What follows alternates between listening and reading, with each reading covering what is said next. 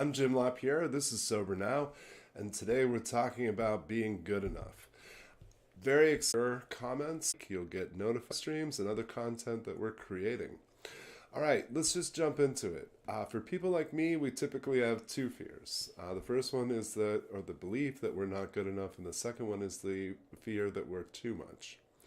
My experience is that nobody is ever in just one form of recovery. We're typically in two, most commonly from substance use disorder and from past trauma.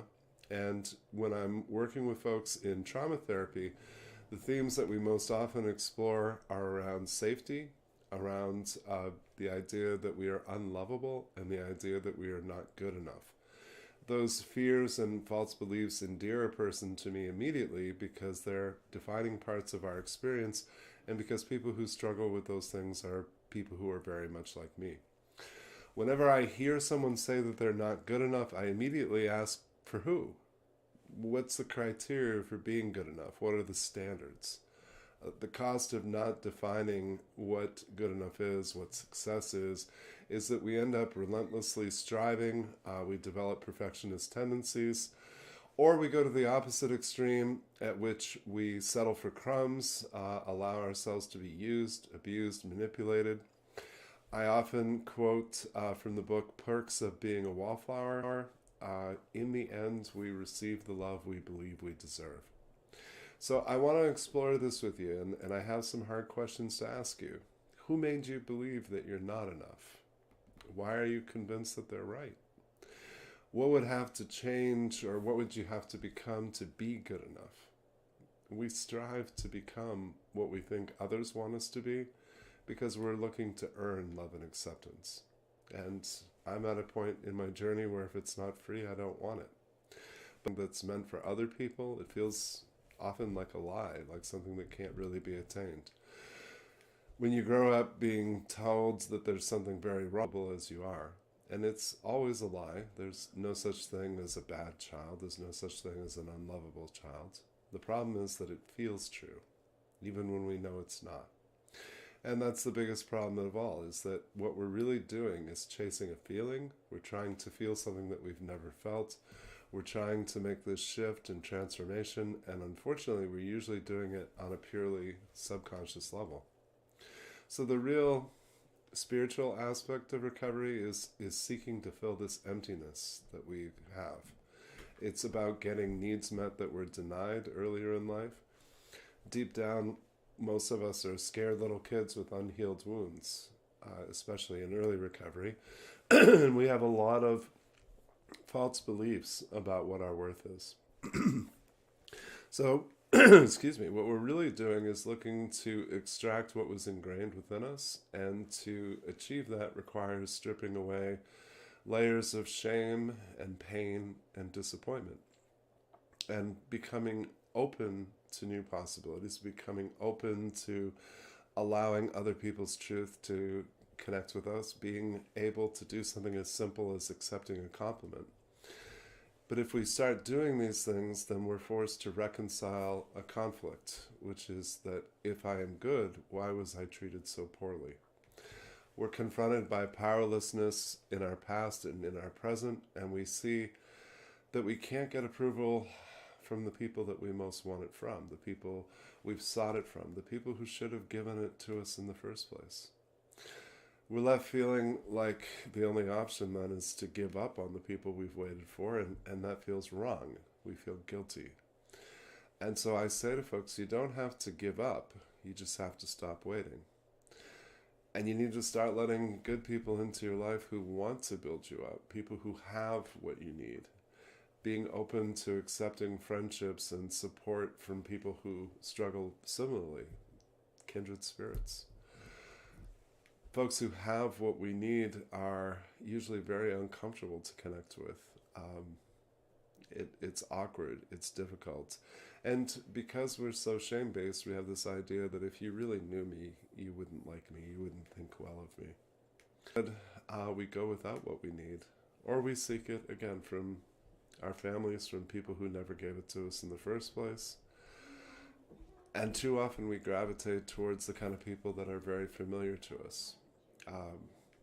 We look for symbolic representations of our parents. We relate to people in authority, usually bosses, the supervisors, owners, people that we work for. We kill ourselves to earn praise and recognition, but then we push it away because it's too uncomfortable to receive. We try to get our families to be proud. We try to get them to notice. We tell ourselves that we're proving something. It's impossible to prove things to people who aren't paying attention. One of the biggest downfalls is, again, we gravitate towards the familiar. Those of us who have never felt safe confuse familiarity with comfort. We confuse predictability with security. And we take on responsibility for the needs, feelings, and wants of others. We take on responsibility for their well-being because it gives us a sense that we're needed. And unfortunately, for people like me, it's hard to imagine that we can be loved without being needed. And attending to the needs of others, doing so much for everyone else, what it comes down to is it's really just how we avoid ourselves. So the type of disapproving families that we grew up in become the types of families that too often we develop ourselves. We gravitate towards the familiar in our friend groups, in our partnerships. We're looking for a different ending to the same story. I have two ways we go about trying to get what we need, consciously and subconsciously. So if you're feeling lost or feeling like you're going with this thing, where your life is heading, then too often it's because what you're pursuing is a feeling. What you're pursuing is something that you've always needed but haven't really defined, haven't really expressed. We have to bring these things out into the open. Some of us just focus on achieving goals. We're career-oriented, or we say that we're driven. The truth is we're tenacious and perfectionistic. And that translates into being relentless with ourselves because we believe that achievement and constantly being productive are going to change how we feel about ourselves. They don't.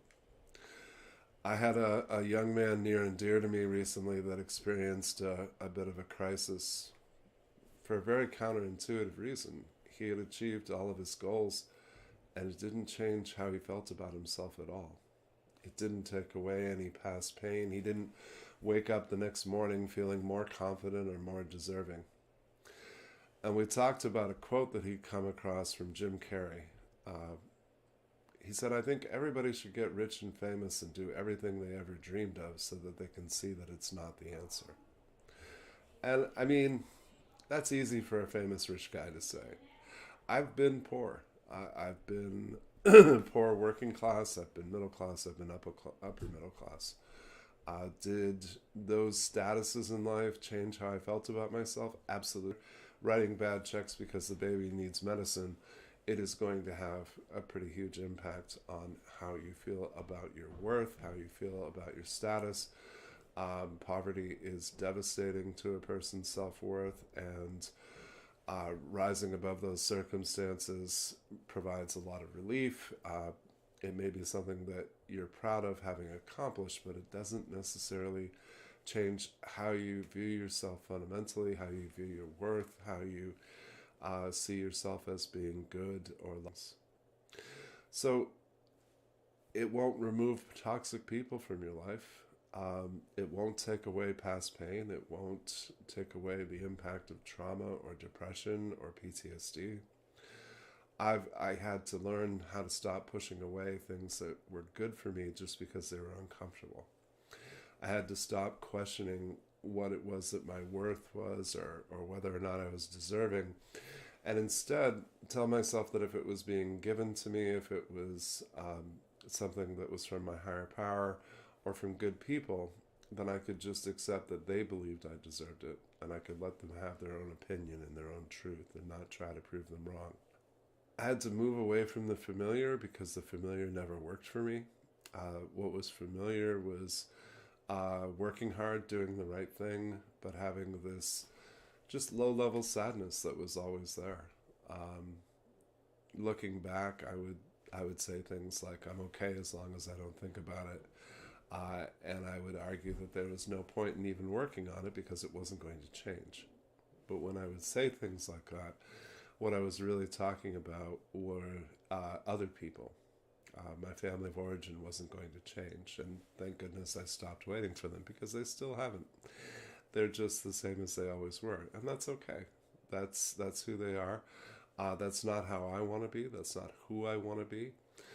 But to escape the idea that I am lacking, that I am not good enough, to move away from the idea that there is something wrong with me, required examining what I was taught.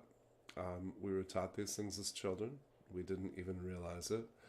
We didn't know to question those things, and much later in life, we tend not to question those things because we tend to avoid ourselves. We tend to thoughts, feelings, and we just struggle. We just keep going. We just try to do better. We just try to do more. But it doesn't fundamentally change our lives. So recovery, not just from substance use disorder, but exploring past wounds, exploring the millions of connections, the connection of being an adult child of an alcoholic or addict, the connection of the lessons learned in an unhealthy family of origin, and seeing how those things continue to affect you. I hear from people all the time, the past is the past, what good will it do me to explore it? And what I say in response to that is that if it continues to harm you, if it continues to limit what's possible in your life today, then in a very real sense, it's not over. It continues to have an impact on you. It affects your perspective. It affects your behavior. It has a profound impact on just every relationship, every interaction that you have. I'm going to pause just for a moment and check the streams. Again, I love hearing. Please feel free to share. Rebecca, thanks for joining in today. When my connection is better, I'll watch. Thank you so much. I appreciate you joining in. And let's check some of the other streams real quick.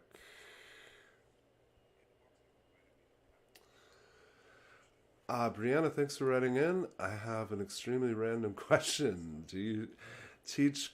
Yes, I do. I get to teach courses at Husson University, and I teach Intro to Counseling and courses on trauma recovery. So thank you for that question. I get to do an awful lot of things that I never expected would be part of my journey. And those are all things that my higher power put in my path. Resisted initially because they were not my plans. What I've since learned is that my plans suck, and my higher power's plans are pretty amazing. So the more I, the more I moved away from the lessons of my family of origin, the more I became receptive to new opportunities, to new people. I've learned that if I can tolerate the awkwardness or the anxiety that we sometimes feel around something unexpected or a new encounter or a new friendship, that enormous possibilities result from that. So I have learned to embrace that, and I have learned that what my family of origin believes about me is not how people perceive me today. Too often we are the black sheep of our families, and so we get to hear that we're the one that's wrong, we're the one that's crazy, we're the one that, what it really is we're the one that stopped pretending. We're the one that decided to choose a different path. We're the one that chose recovery. And as we continue to heal and grow, we become uncomfortable for them to be around, because seeing the changes that we've made, seeing the growth that we've experienced, forces a person to look at themselves. And the type of people that we usually come from, they don't want to examine themselves. They want to maintain status quo.